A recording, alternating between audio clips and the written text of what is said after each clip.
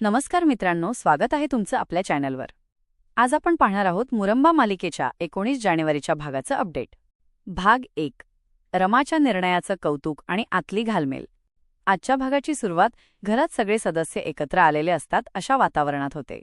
घरात एक प्रकारचं समाधानाचं वातावरण दिसत असतं, कारण रमानं घेतलेल्या निर्णयामुळे अनेकांना दिलासा मिळालेला असतो. विशेषतः साईची आई रमाच्या निर्णयाचं मनापासून कौतुक करत असते.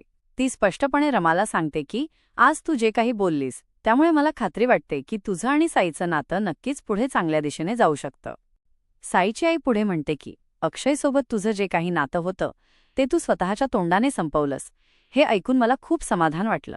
हे सगळं ऐकताना रमा बाहेरून शांत असते, पण आतून मात्र ती पूर्णपणे कोलमडलेली असते.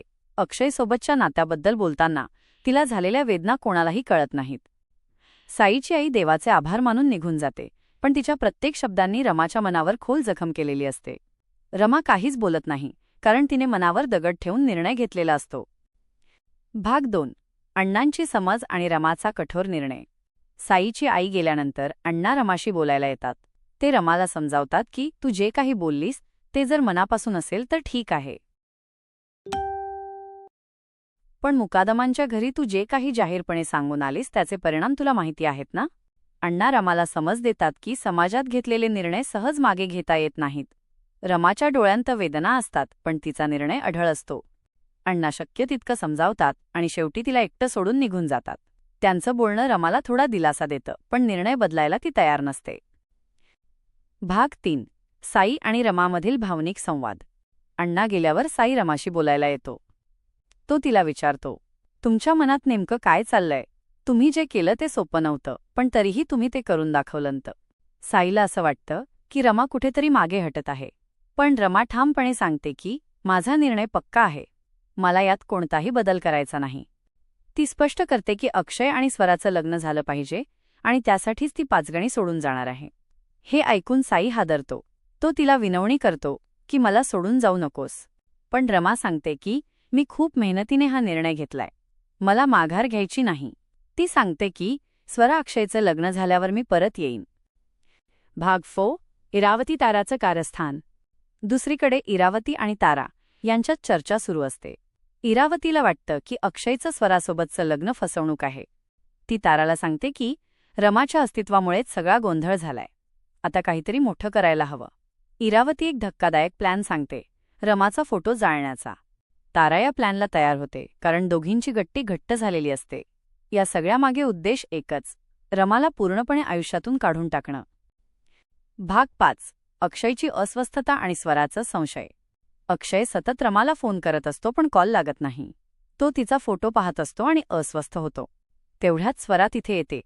अक्षयच्या हातातून पाकिट पडतं आणि रमाचा फोटो तिच्या नजरेस पडतो. स्वराला संशय येतो, पण ती वरवर शांत राहते.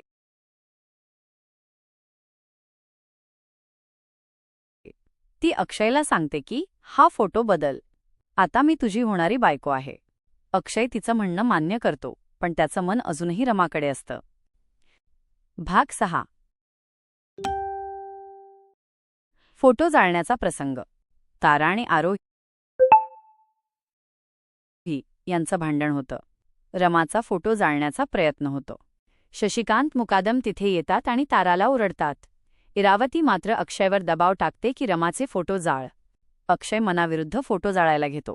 ताराने हा सगळा प्रकार व्हिडिओत शूट करायचा प्रयत्न केला, पण शशिकांत तिला थांबवतात. फोटो अर्धवट जळतो आणि अक्षयला हाताला चटका बसतो. हा प्रसंग अक्षयला आतून तोडून टाकतो. भाग 7. रमा पाचगणी सोडते. दुसरीकडे रमा कॅब बुक करते. साई तिला शेवटपर्यंत थांबवण्याचा प्रयत्न करतो. ती साईला वचन देते की मी परत येईन. ती अक्षयचा फोन रिसीव्ह करायला नकार देते. रमा निघून जाते आणि साई एकटाच उरतो. भाग 8. अक्षयचा अपघात. अक्षय रमा शोधायला निघतो. तो भरधाव गाडी चालवतो आणि अपघात होतो. योगायोगाने रमा तिथे पोहोचते. ती अक्षयला घरी घेऊन येते. स्वरा रमावर आरोप करते. रमाचा संयम तुटतो आणि ती ठरवते की आता सगळं सत्य अक्षयला सांगायचं. भाग 9. शेवटची भेट वजा मोठा ट्विस्ट. रमा अक्षयला कॉल करते आणि म्हणते, उद्या मला भेटा. मला सगळं सांगायचं आहे.